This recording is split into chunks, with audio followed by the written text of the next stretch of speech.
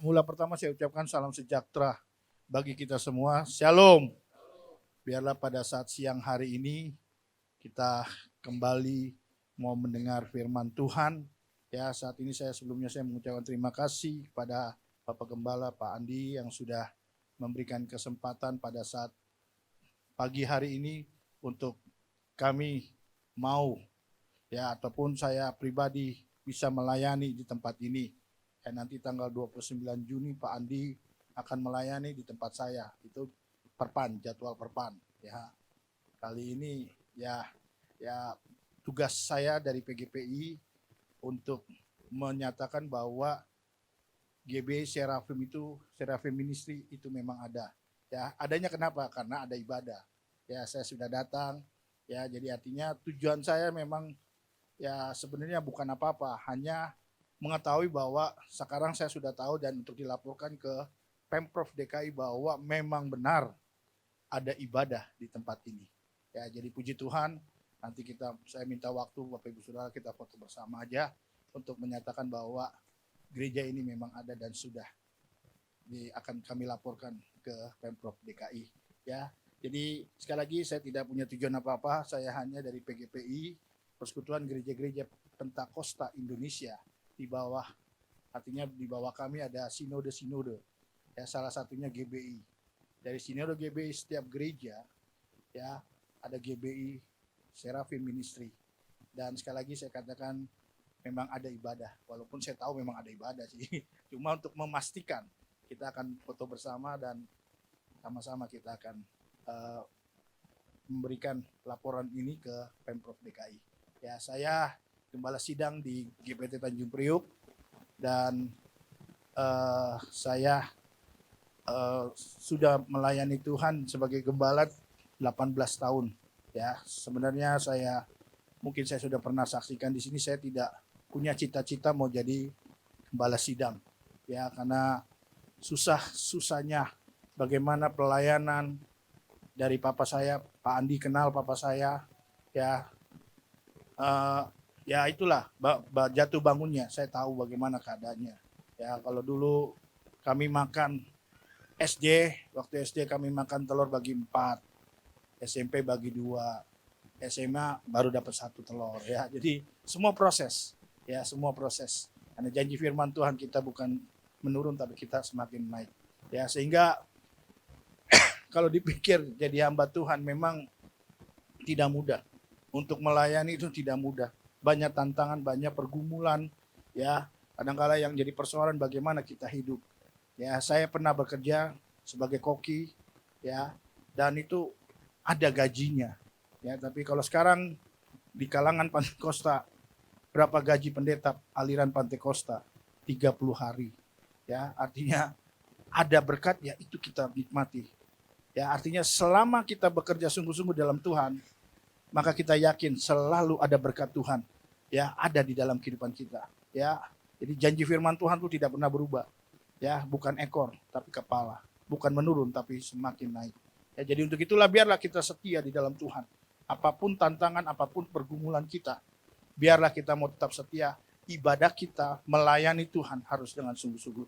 Ya, puji Tuhan, firman Tuhan pada saat pagi hari ini berjudul bertumbuh oleh Roh Kudus. Ya, kalau sekarang ini ada namanya ibadah 10 hari ya pencurahan Roh Kudus. Ya, tapi kita meyakini kita sebagai umat Tuhan, sebagai orang yang percaya kepada Tuhan dengan sungguh-sungguh, kita meyakini Roh Kudus ada dalam kehidupan kita. Ya, artinya mau kapanpun ya kita meyakini, karena ayat katakan kamu adalah bait Allah di mana Roh Kudus, Roh Allah ada dalam kehidupan kita.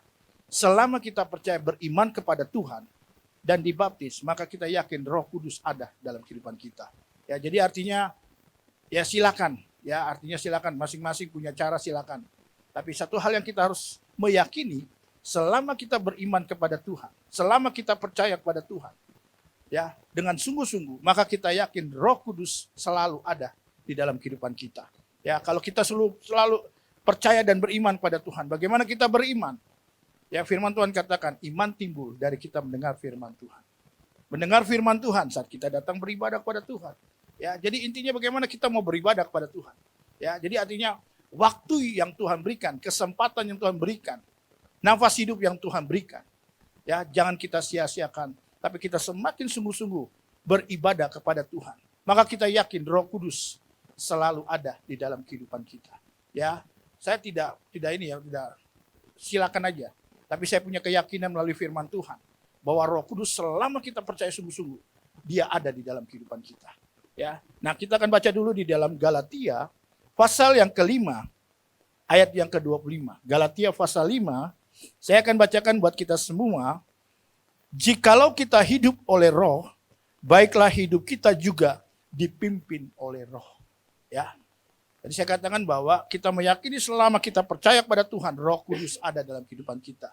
Maka kita yakin dan percaya kalau Roh Kudus ada dalam kehidupan kita, maka Roh Kudus itulah yang memimpin kehidupan kita. Ya, jadi apapun yang kita lakukan, apapun yang kita mau kerjakan, ya, iman percaya kita karena Roh Kudus ada, maka kita percaya bahwa Roh Kudus akan memimpin kehidupan kita.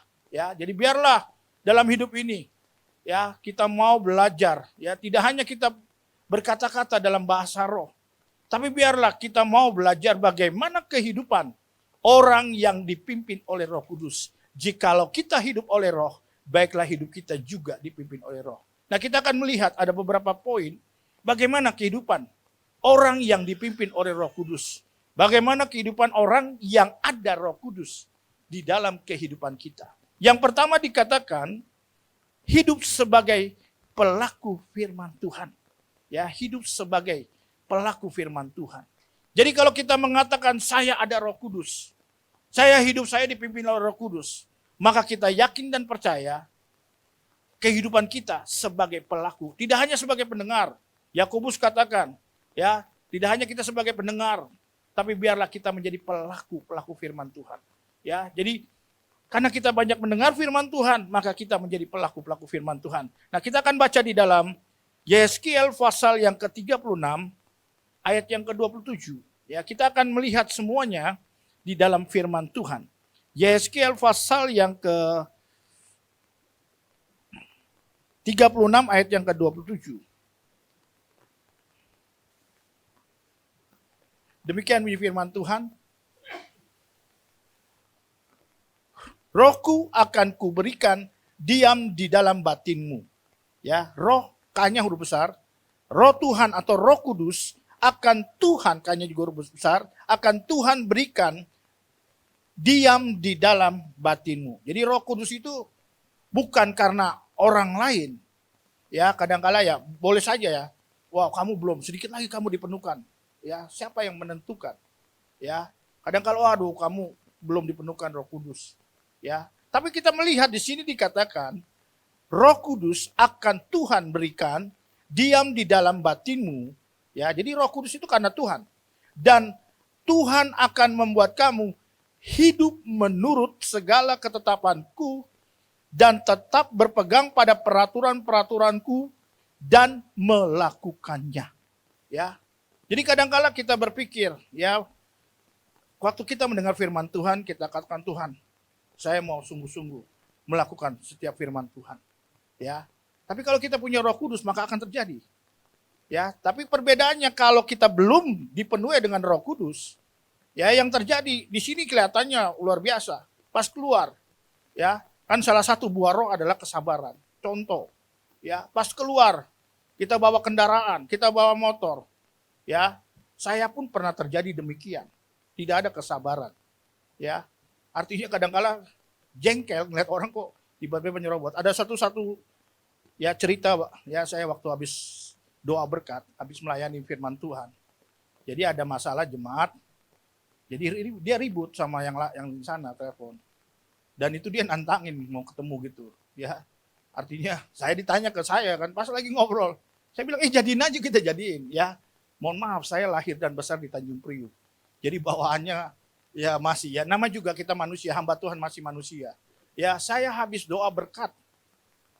Dengar cerita itu, saya kebawa. Saya juga nggak tahu kenapa saya kebawa. Jadi saya bilang sama ini ada ipar saya malah, ya, udah kita jadiin aja. Suruh dia datang, nggak apa-apa. Jadi mau berantem jadinya. Ya kita ajak, udah tua-tua gini ya udahlah. Ya, Kadangkala hal yang demikian, artinya saya mengakui, ya, tidak selamanya Roh Kudus bisa pimpin kita. Ya, ada saatnya kita bisa terjadi hal yang di luar pemikiran kita. Ya, sampai saya bilang udah jadiin aja. Ya, saya gembala loh, gembala saya bilang jadiin aja. Suruh dia datang, pengen tahu mau sampai di mana.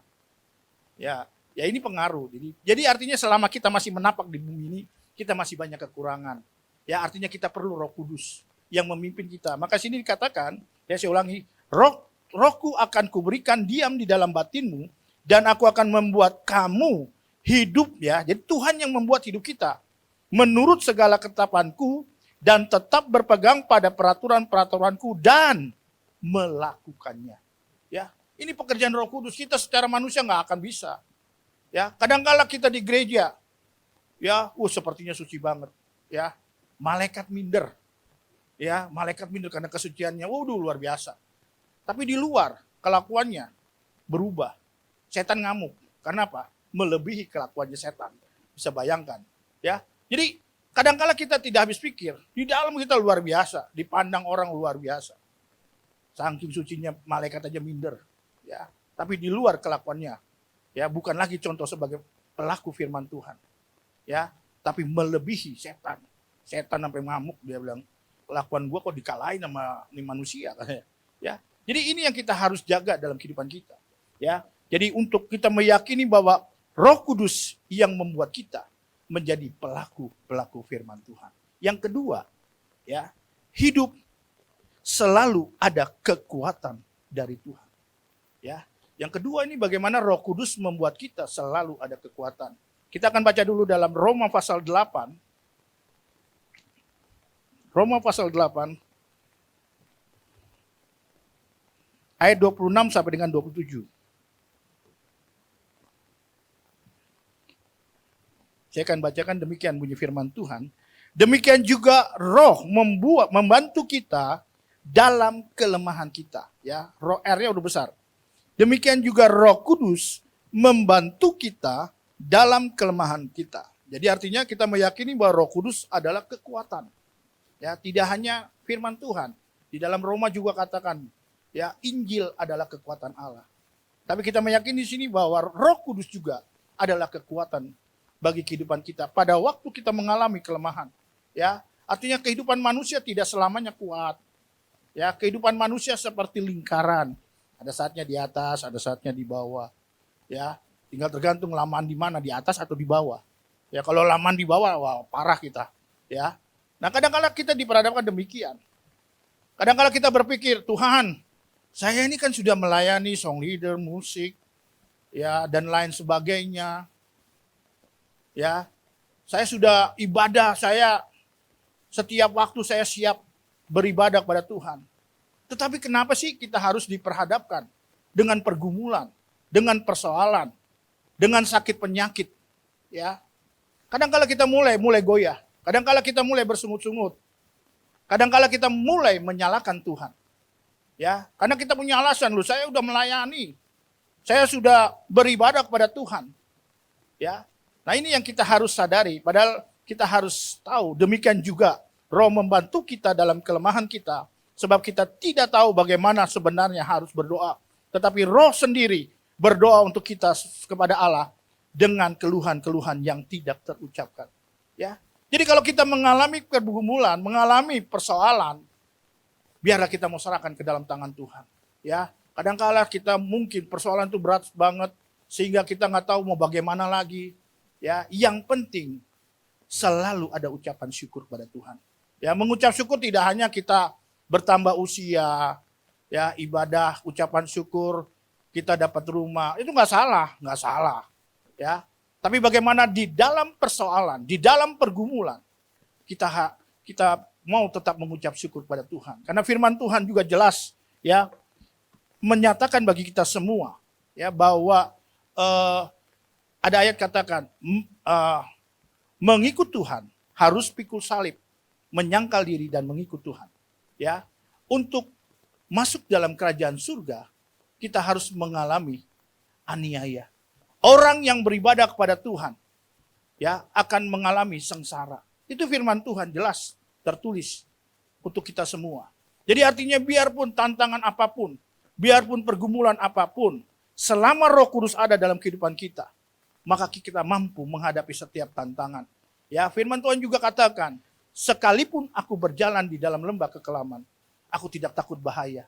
Karena apa? Karena Tuhan menyertai kehidupan kita.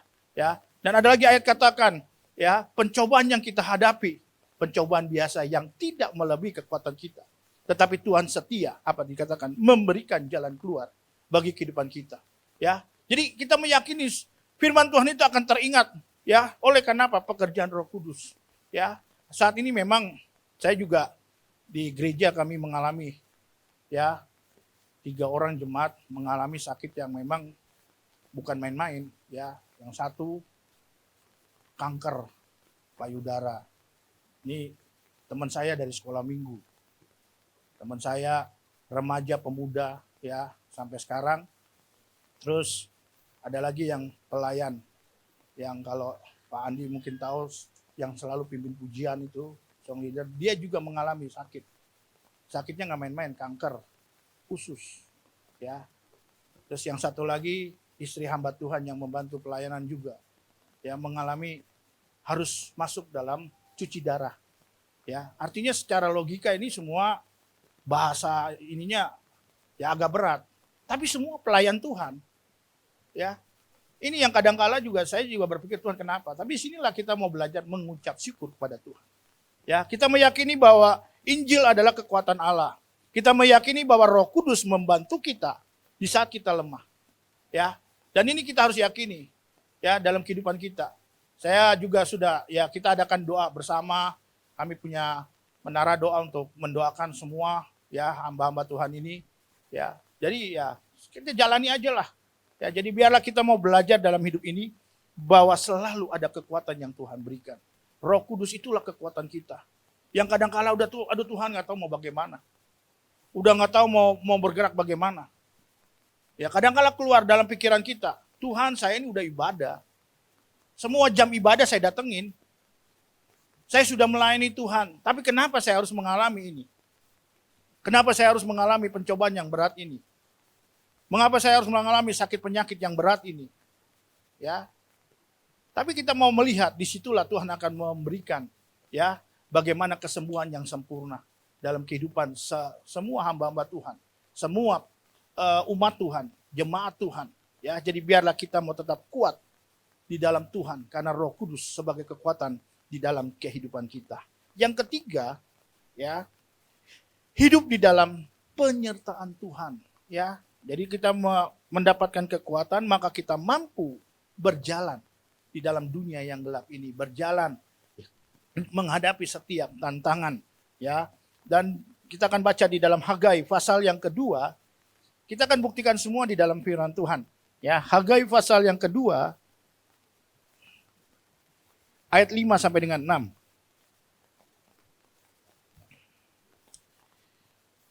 Demikian firman Tuhan. Tetapi sekarang kuatkanlah hatimu, hai Zerubabel. Demikianlah firman Tuhan, kuatkanlah hatimu, hai Yosua bin Yosadak, imam besar. Kuatkanlah hatimu, hai segala rakyat negeri.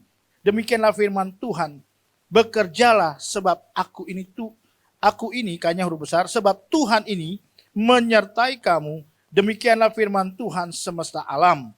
Sesuai dengan janji yang telah Tuhan ikat dengan kamu pada waktu kamu keluar dari Mesir.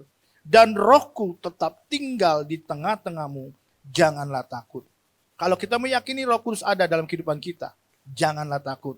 Ya, artinya di sini dikatakan, tetapi sekarang kuatkanlah hatimu, hai Zerubabel, yaitu pribadi lepas pribadi.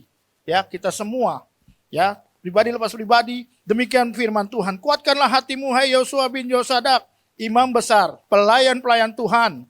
Kuatkanlah hatimu, hai segala rakyat negeri, ya, jemaat Tuhan, ya. Demikianlah firman Tuhan, bekerjalah, jalanilah hidupmu, ya. Kita mau jalani hidup kita, ya. Kalau kita lihat waktu ini berjalan terus, ya. Kita nggak tahu sekarang udah bulan Juni, tutup mata buka mata sudah Natalan lagi, ya. Kadang-kadang kita nggak habis pikir ini 2025, besok udah 2026. Kita nggak tahu ke depan terjadi apa, kita nggak tahu. Ya, kita nggak tahu nanti jam 12 siapa di antara kita dipanggil Tuhan. Ya, kita nggak tahu. Ya. Nah, apa yang harus kita lakukan? Biarlah kita mau tetap di dalam Tuhan. Jalanilah hidup ini. Ya. Walaupun tantangan pencobaan datang silih berganti, kita jalani, ya, karena kita meyakini, Mazmur katakan, dari manakah akan datang pertolonganku? Pertolonganku ialah dari Tuhan yang menjadikan langit dan bumi. Ya, artinya luar biasa. Ya, kadang-kala saya pun pribadi berpikir jadi hamba Tuhan, ya, karena saya tahu susahnya papa saya. Saya tahu bagaimana pendeta Pantekosta yang dikatakan gajinya 30 hari. Ya, saya juga bingung gaji kok 30 hari. Ternyata 30 hari itu Tuhan cukupkan. Ya, Tuhan cukupkan. Ya, puji Tuhan. Ya, selama ini Tuhan juga cukupkan untuk saya.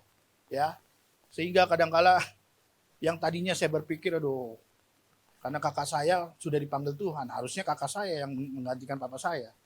Tapi kakak saya udah dipanggil Tuhan, ya saya nomor 2, saya melanjutkan. Ya, kami 5 bersaudara, laki-lakinya 4, saya nomor 2, terus kembaran saya nomor 3, terus cewek nomor 4, terus cowok.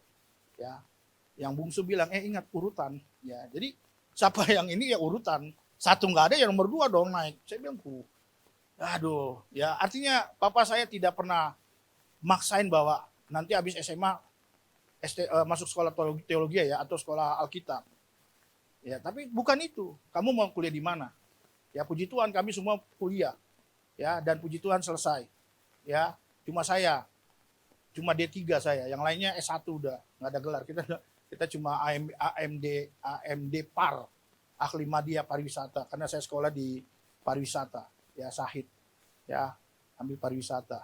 Ya, jadi kalau kita ukur dengan pekerjaan jasmani, ya kita pasti udah tahu berapa gajinya, udah tahu berapa kali ininya. Jadi kita bisa hitung hidup kita.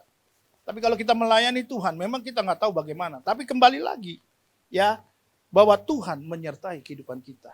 Ya, apapun tantangan kita yang kita pikirkan, udah jalani aja dulu lah. Yang paling utama cari Tuhan, dekat dengan Tuhan. Maka firman Tuhan katakan hanya dekat Allah saja, aku tenang.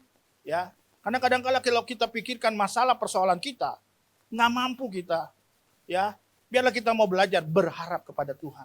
Ya, biarlah Roh Kudus tetap ada di tengah-tengah kita. Maka sini dikatakan, ya, sesuai dengan janji yang telah kuikat dengan kamu pada waktu kamu keluar dari Mesir, dan Rohku tetap tinggal di tengah-tengahmu. Ya, kalau Roh Kudus tetap ada dalam kehidupan kita, artinya kehidupan kita tetap percaya kepada Tuhan, kita tetap berharap kepada Tuhan.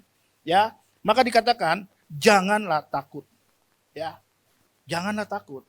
Ya, kalau sekarang ini, ya Roh Kudus sudah dicurahkan, kita meyakini Roh Kudus ada dalam kehidupan kita. Maka kita yakin dan percaya, Bapak Ibu Saudara tidak ada ketakutan. Ya, apapun yang memang secara logika manusia, waduh berat nih persoalan ini. Ya, berat menghadapinya. Ya, saya boleh saksikan waktu Covid itu, mungkin sudah pernah tapi nggak apa-apa lah. Ya, menghadapi Covid itu, kami 25 orang harus dinyatakan positif. 25 sih cuma istri saya yang negatif, cuma 1 yang negatif. Ya, istri saya. Jadi tugasnya ya dia yang siapin masakan, dia yang siapin segala sesuatunya. Ya, dan kami semua harus di gereja. Ya udah. Ya, dan akhirnya tidak ada ibadah secara ini. Jadi kita ibadah secara online. Ya, tapi secara offline-nya kami ada karena masih ada 25 orang ya kita bisa beribadah kan sesuai firman Tuhan. Di mana 2 atau 3 orang berkumpul, di situ Tuhan ada. Ya sudah kita beribadah. Walaupun pasiennya, walaupun jemaatnya semua positif, ya COVID, gembalanya COVID, pemain musiknya COVID, biar aja lah. Ya udah jadi satu. Jadi kalau mau ini teman-temanan semua jadinya. Ya kumannya itu temennya juga di tempat lain, di saudara saya ini, ya termasuk ini saudara saya. Ya jadi ya itu yang kita hadapi. Ya tapi yang lebih berat lagi, adik saya yang kembar harus masuk ruang ICU. Ya, dan di ruang ICU itu kata dia karena dia yang masuk kan dia yang lebih pengalaman. Ya, dia bilang setiap ada yang masuk ya, sehari kemudian besoknya udah dapat gelar mereka. ALM. Ya. Artinya kalau kita lihat pada masa waktu yang pertama kali Covid itu, ya kita bulan Juni. Iya bulan Juni. Bulan Juni kita harus mengalami Covid. Dan adik saya itu bulan Juli baru ya selama 25 hari di ruang ICU. Ya, dia harus ini pasang ventilator lah. Ya orang kalau udah pasang ventilator kan udah tanda-tanda udah bahaya. Ya, terus jantung itu cuma tinggal 4%. Ya secara logika manusia udah nggak mungkin. Ya yang kita lakukan hanya apa? Ya berserah kepada Tuhan. Kita udah berdoa mau bagaimana caranya dengan cara kita berlutut jongkok, kita tiduran sambil tengkurap dan lain sebagainya. Udah kita lakukan sesuai dengan firman Tuhan. Ya, tapi jawaban memang belum ada. Tapi kita tetap berdoa. Ya, mau air mata sudah habis, sudah air mata udah nggak keluar lagi. Ingus pun juga udah nggak bisa keluar. Ya, saking udah kita doanya udah berulang-ulang dan lagi kita tidak bisa menjenguk karena di ruang ICU. Cuma adik saya yang bisa jenguk karena dia dokter. Ya dia kasih tunjuk kartu dokternya. Tapi itu juga dibatasi dengan kaca, nggak bisa lagi. Jadi kalau ketemu adik saya itu walaupun dia pasang ventilator, dia sadar. Waktu dipasang ventilator aja dia sadar. Dia hanya tahan aja udah sakit, udah bodo amat lah. Ya. Jadi keadaan demikian, ya kadang kala kita rasa takut, rasa cemas, nggak tahu mau bagaimana. Kadang kala ada hati yang paling dalam. Ya, kita bisa menyalahkan Tuhan. Tuhan kenapa? Ya saya sudah melayani. Apa kurangnya? Tapi kenapa saya harus diperhadapkan? Tidak hanya sampai ini, ya di jemaat pun ramai. Ada yang setuju untuk ibadah secara online, ada yang nggak usah ibadah. Ya, nah bagaimana kita pertolongan kita hanya dari Tuhan kok? Mau dari mana kita mengandalkan Tuhan? Hanya ibadah. Ya, kalau nggak mau datang nggak apa-apa. Ya, sampai kita juga larang orang yang negatif jangan datang. Satu saat ada satu ya dia datang ibadah. Saya bilang sama adik saya, itu bilang dulu, suruh dia pulang, gak usah dia ibadah. Ya, apa jawaban dia? Ya kalau memang sudah kita mau mati di ibadah ya sudah nggak apa-apa, saya siap kok. Kan jawaban gitu kan bagaimana? Masa kita halang-halangi?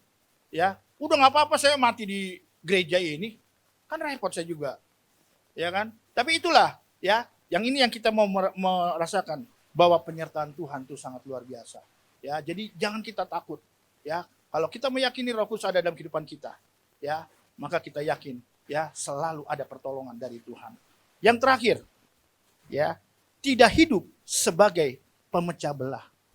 Ya, jadi orang yang tidak punya Roh Kudus, dia selalu sebagai pemecah belah. Kita baca dulu Yudas pasal 1.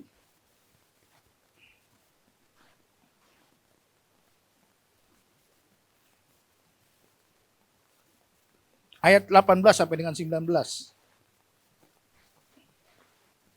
Demikian bunyi firman Tuhan.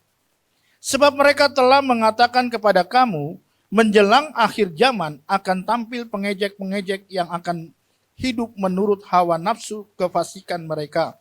Mereka adalah pemecah belah yang dikuasai hanya oleh keinginan-keinginan dunia ini, dan yang hidup tanpa Roh Kudus. Ya. Sekarang ini banyak kita lihat, ya. Kalau sekarang ini artis-artis gampang sekali cerai. Ya, gampang banget. Ya, alasannya ya memang kita tidak cocok. Dari awal bagaimana? Memang sengaja atau bagaimana? Ya. Tapi kita sebagai umat Tuhan, sebagai kehidupan yang ada Roh Kudus, maka kita melihat bahwa rumah tangganya, ya walaupun memang kita yakin gak selamanya kita adem ayem, ya pasti ada tantangan, pasti ada namanya kerikil-kerikil dikit lah, ya. Jadi tidak selamanya kita damai sejahtera, enggak. Ya saya pun juga ada aja yang kadang-kala saya diem-dieman sama istri saya, ya kan, lo yang mengaku lebih baik, jujur kan enak jadinya. Ya kadang-kala kita udah lu jalan aja sendiri, nah, ya kan. Kadang-kala kita tidak menyadari bahwa kita mulai menjadi pemecah belah. Ya, dari perkataan kita, dari perbuatan kita, sampai pada akhirnya kita cerai. Ya, ini amit-amit gitu ya, istilahnya amit-amit. Kalau kita ada Roh Kudus, maka kita saling menguatkan satu dengan yang lain. Ya, karena saya melihat ada contoh. Ya, saya tidak mau berbicara apa-apa, tapi lihat contoh anak hamba Tuhan. Ya, dia menikah dengan sama-sama dari gereja dari kecil. Sekolah minggu, remaja, pemuda, ya sampai dia menikah. Pada akhirnya terjadi kecekcokan, ya. Ternyata terjadi KDRT, ya. Ini anak hamba Tuhan yang dipakai Tuhan, ya. Dan akhirnya ya hamba Tuhan ini akan mengatakan ya sudah, udah nggak bisa lagi diperbaiki, ya harus cerai, ya. Tapi dengan catatan, ya dengan catatan tidak boleh ada yang menikah sebelum pasangannya dipanggil Tuhan, ya sebelum dipanggil Tuhan. Jadi nggak apapun alasannya, ya karena kan kita diberkati oleh Tuhan, ya pernikahan kita, ya. Jadi tidak bisa itu. Dan ini kenyataan.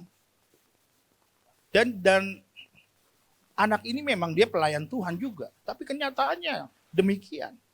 Ya, jadi bukan berarti saya katakan dia tidak punya Roh Kudus, tidak. Ya, biarlah kita menilai masing-masing. Ya, kalau kita hidup di dalam Tuhan, maka kita yakin dan percaya rumah tangga kita diberkati oleh Tuhan. Ya, anak-anak kita diberkati oleh Tuhan, pekerjaan kita diberkati oleh Tuhan. Kenapa? Ada Roh Kudus di dalam kehidupan suami, di dalam kehidupan istri, di dalam kehidupan anak-anak. Ya, maka untuk itulah orang tua wajib bawa anak-anak ke gereja. Ya, walaupun di Jawa Barat yang nakal dibawa ke barat. Itu ya setuju aja saya mah. Ya, tapi kita sebagai anak-anak Tuhan, umat Tuhan, ya, kita harus bawa anak-anak kita ya beribadah kepada Tuhan. Dari kecil kita mesti bawa, ya. Sekolah minggu ya kita jalani, sampai pemuda remaja kita jalani ibadah itu. Karena ada ayat katakan, kalau kita hidup benar, maka keturunan kita akan berbahagia. Amsal katakan, ya, kalau kita hidup benar, maka keturunan kita, ya, jadi tidak hanya anak kita, tidak hanya diri kita diberkati oleh Tuhan, anak kita, cucu kita, ya, tetap akan diberkati. Jadi biarlah jangan kita sebagai roh pemecah belah, ya, kita meyakini Bapak Ibu Saudara semua ada Roh Kudus, ya, semuanya menjaga. Ya, supaya jangan ada akar kepahitan satu dengan yang lain. Saudara dengan saudara, sesama jemaat. Saya nggak tahu di antara Bapak Ibu Saudara. Mungkin ada yang diem-dieman. Ya, mungkin udah sebulan lebih nggak ngomong-ngomongan. Ya mana kita tahu, ya kan? Tapi kita mau belajar. Kalau kita ada Roh Kudus, saling menguatkan satu dengan yang lain. Perkataan kita membangun. Ya, ada ayat katakan perkataan kita seperti memberitakan firman Tuhan. Ya, tidak hanya pendeta yang memberitakan firman Tuhan, tapi Bapak Ibu Saudara juga, ya setiap dimanapun perkataannya membawakan seperti membawakan firman Tuhan. Perkataannya membawa damai sejahtera bagi orang lain, membawa sukacita. Ya kalau kita bicara damai sejahtera dan sukacita, ya di dalam Roma 14 ayat 17 katakan kerajaan Allah bukanlah soal makanan dan minuman, tapi soal apa? Kebenaran, damai sejahtera dan sukacita oleh Roh Kudus. Kita semua punya tujuan. Ya, kita beribadah semua umat Tuhan punya tujuan. Yang pertama, kita mau diberkati oleh Tuhan. Yang kedua, kita mau masuk dalam kerajaan surga. Ya kan? Saya mau tanya Bapak Ibu Saudara, yang mau masuk neraka angkat tangan. Ya, artinya kita sepakat, ya, kita mau masuk surga. Ya, maka jaga. Ya, kita punya keyakinan bukan mudah-mudahan masuk surga, tidak. Kita punya keyakinan bahwa kita pasti masuk surga. Karena kita sudah meyakini, selama kita percaya kepada Tuhan, kita meyakini dalam hidup kita ini, janji firman Tuhan tidak pernah berubah dulu sekarang sampai selamanya. Bahwa kita akan sama-sama masuk dalam kerajaan surga. Persoalannya, bagaimana kita menjaga selama kita menanti kerajaan surga itu. Ya, kadangkala tantangan dunia ini luar biasa. Karena ayat katakan dunia dikuasai oleh si jahat. Ya, kita hidup di dalam dunia ini. Maka kita tidak akan mampu tanpa Roh Kudus, ya, menghadapi setiap tantangan, menghadapi setiap pergumulan di dalam dunia ini. Maka untuk itulah kita mau tetap di dalam Tuhan, ya. Maka kita tetap membutuhkan Roh Kudus yang menuntun kita supaya kita kuat, supaya kita menjadi pelaku firman Tuhan. Sampai pada akhirnya, ya, selama kita dalam perjalanan hidup, Tuhan memberkati kita dan pada akhirnya, ya, kita bersama-sama di dalam kerajaan surga. Ya, ini mesti keyakinan. Jadi kita beribadat itu harus ada tujuan. Bukan sekedar kita mau ketemu satu dengan lain, mau ketemu dengan Bapak Gembala, ya. Kita punya tujuan selain diberkati oleh Tuhan, ya, kita mau masuk dalam kerajaan surga. Maka untuk itulah kita perlu Roh Kudus. Selama kita hidup dalam dunia, ya, sampai di kerajaan surga, ini kita sekarang ini. Nah, perjalanan hidup inilah yang kita harus jaga. Jangan sampai kita jatuh. Ya, nah untuk itulah kita perlu firman dan Roh Kudus di dalam kehidupan kita. Jadi inilah ya, kalau kita mau hidup dipimpin oleh Roh Kudus, ya akan terlihat dia sebagai pelaku firman Tuhan. Selalu ada kekuatan dari Tuhan. Selalu di dalam penyertaan Tuhan. Dan pada akhirnya dia tidak hidup sebagai pemecah belah. Ya, baik di dalam rumah tangga kita, baik di dalam nikah kita, apalagi di gereja mah udah biasa lah. Ya, di sinode apalagi. Ya, pecah-pecahan dan jadinya. Tapi ya anggap aja itu bukan pecah. Ya, anggap aja pemekaran. Ya, di gereja kami itu udah pemekarannya luar biasa. Ya, tapi biarlah kita mau belajar, Roh Kudus ada, maka kita yakin ya Tuhan tetap menyertai kehidupan kita. Puji Tuhan. Tuhan Yesus memberkati kita. Kita satu di dalam doa. Kami mengucap syukur Tuhan, Kau sangat baik dalam hidup kami. Firman Tuhan sudah disampaikan Tuhan. Hamba-Mu terbatas Tuhan. Tapi biarlah Roh Kudus lebih jauh menjelaskan. Roh Kudus yang membuat kami tidak hanya sebagai pendengar yang baik, tapi kami mau menjadi pelaku-pelaku firman-Mu saja Tuhan. Dan kami mau tetap berpegang pada-Mu Tuhan. Dan biarlah kehidupan kami, tantangan apapun, pergumulan apapun, sakit penyakit yang kami hadapi, biarlah kami hanya serahkan ke dalam tangan-Mu. Dan biarlah Roh Kudus yang bekerja di dalam kehidupan kami. Karena kami tetap percaya pertolongan kami hanya daripada Tuhan. Sekalipun aku menghadapi tantangan apapun Tuhan, tapi kami tidak akan takut. Karena Engkau lah yang menyertai. Karena Roh Kudus tetap ada di dalam kehidupan kami. Terima kasih Tuhan. Kami serahkan segala sesuatunya ke dalam tangan-Mu. Kami serahkan sidang jemaat-Mu tempat ini. Pelayan-pelayan-Mu, terutama hamba-Mu, Bapak Pendeta Andi sebagai gembala sidang tempat ini dan keluarga dan pelayanannya. Kami hanya serahkan sepenuhnya ke dalam tangan-Mu saja Tuhan Yesus. Terima kasih Tuhan, terima kasih. Kami serahkan semuanya. Hanya di dalam nama Yesus kami berdoa mengucap syukur. Haleluya. Amin. Tuhan Yesus memberkati kita semua. Shalom.